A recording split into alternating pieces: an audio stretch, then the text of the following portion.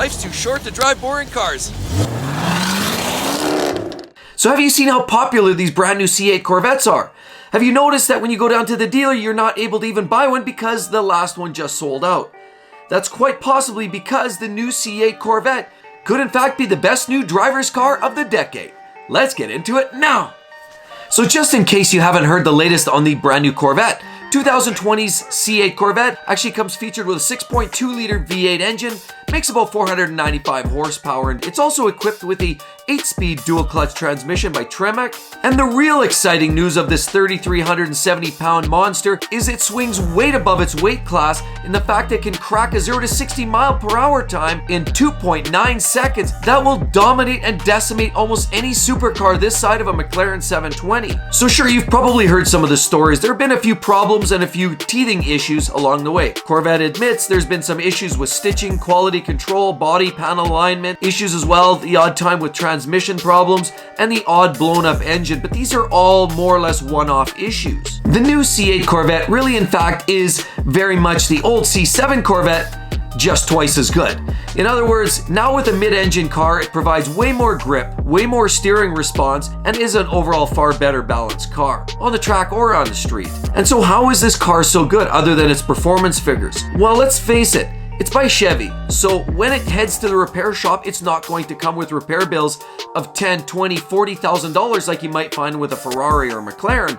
In fact, it's still a GM product, so it's going to be very affordable to run. The beauty is it can knock down any of the big players from the European brands, and it can do it with ease, and ultimately it's the underdog, so everybody loves it. We'll also talk about value, and the base Stingray currently this year starts at a base meager value of $59,995. Sure, it goes up from there if you start adding the parts that you want, but you can still get it for under 60 grand. How about we compare that with a couple of its European competitors? How about the Porsche 911 Carrera S? Doesn't have anywhere near 500 horsepower, it's closer to 443 horsepower from its turbo 3-liter flat 6 engine, and that 911 will cost you about 127,000 shells if you want to buy one of those Porsches. How about even the brand new BMW M4 competition with the funky little toothbuck grille? Even those cars start at $75,000, so they're still a step up from the C8 Corvette, and still can't hold a candle because their 0 to 60 times are closer to 4 seconds rather than cracking 3 seconds. Now, shortly after the C8 Stingray was revealed, the discussions about the Z06 was shortly following. Now, everybody was expecting that car to follow within a year, but we can already see those delays are in place. As a matter of fact, we probably won't see a Z06 until probably 2022 or possibly beyond. Now, some of this has to do with the strike that was happening at the factory, and some of it just has to do with smart marketing. Let's face it, Chevy has been selling these cars like hotcakes. They can't fill enough orders. So as long as they're successful in the sales of the current generation Stingray, why would they hurry the next generational and the next model to market when in fact they're already selling these out and they can't make them fast enough? If people are sucking them up, let that die down first, and then once that peters out, then bring on the new model, which happens to be a Z06. But have you heard about the great news there? For about 85 grand now, step up from the $60,000, the Z06 is apparently going to be equipped with a flat plane 5.5 liter V8 engine that is expected to produce around 617 horsepower. Originally, some reports were suggesting it would be closer to 650 horse, but the way it's looking now, more realistically, you're going to be closer to 620 horsepower, but of naturally aspirated V8 power. It'll also rev higher than the outgoing C7 Z06, as well as it'll rev higher, much higher than the 6.2 liter found in the Stingray. So what do you think will happen when you add that extra 100 horsepower above and beyond the Stingray? Extra aero, add extra grip with the tires. Of course you're going to have a car that's going to stick better, go quicker, and turn harder. But it's also got stiffer competition in that price range. So what can you get for similar power ranges? Well, how about a BMW M5 competition? Everybody knows those cars truly are the benchmark of performance sedans, but those cars are going to cost you about $122,000. How about the wonderful Audi R8? There's a supercar, yes, and it starts about $173,000. That's almost 100 grand more than we're talking about with the Z06. So where is the value there now? And guaranteed with 617 ponies coming out of the Z06, it will certainly give that R8 a run for its money because likely it will have torque ratings that exceed that found in the R8. So now you can probably tell how Chevy is starting to stage their releases. So in 22, the Z06 should come out. In 2023, there's already plans for Grand Sport. That should go back to the 6.2-liter V8 engine that you currently find in the Stingray, but it'll come with electric assist more than likely, though so far is the word. And with that, you can expect a combined output of close to 600 horsepower and about 500 pound-feet of torque. So it does in a little more assisted manner and likely will be slightly, if so slightly, bit more economical. But then we move into 2024 and out comes the ZR1 as expected. Do you start to see a trend here? The way I see this, Chevy is slowly unraveling these models year upon year to extend it over a decade's period where the C8 badge will be fresh for the next 10 years. While the ZR1's also likely to carry the 5.5-liter flat plane crank V8, but instead of making the 600 horses you find in the Z06, this will now shed the high RPM because now as soon as you add turbocharging, usually you drop the power band down a little bit, and so they will do that, but they will now add a set of twin turbochargers to land the ultimate output of 850 horsepower and just over 800 pound-feet of torque.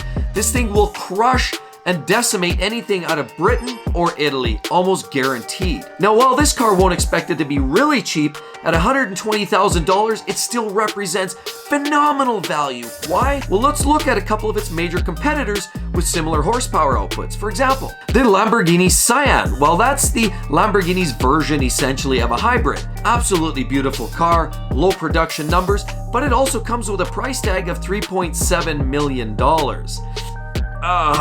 That's gonna hurt. But then there's the Koenigsegg CCR. When it came out, tagged at $660,000 US.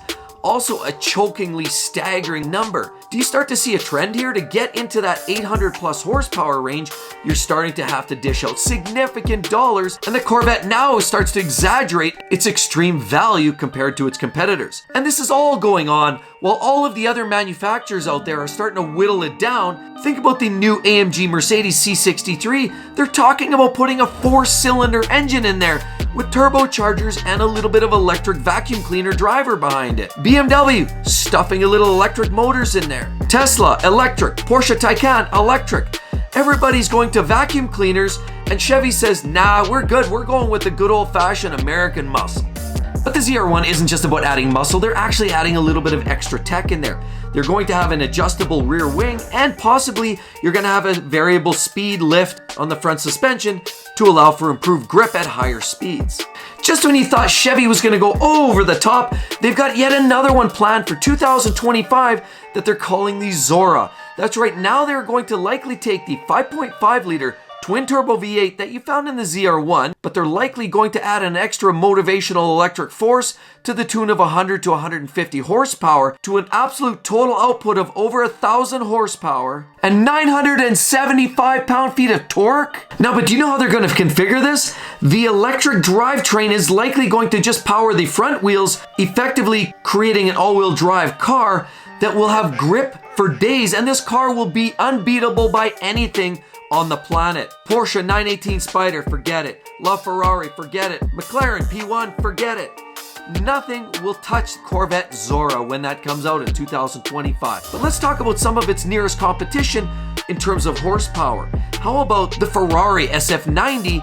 Costs around $625,000 US, as opposed to the Zora's price tag of $150,000 to start price tag. Porsche 918 seems fitting, 900 horsepower, hybrid, yes, but that car is going to cost you over $1 million if you can even find one, because there were only 918 of them ever produced. So in this world of all these manufacturers slowly moving towards electric and all hybrid, and soft cars with small engines and turbos and vacuum cleaners attached to them, it's really refreshing to see Chevy starting to get on a little bit of that electric motor drivetrain, but really still staying true to their roots. And that's why I do believe the next 5 years of development will take Chevy and the Corvette into the next decade of likely some of the best performance and drivers cars that you'll find on the market today. And with all of that said, with all of the great things that are coming out for Corvette, there in fact are a few things that really aren't all that great. Be sure to check out that video. I'm going to share the whole story with you, reasons not to buy it. Hope to see you guys real soon. Catch you then. Bye-bye.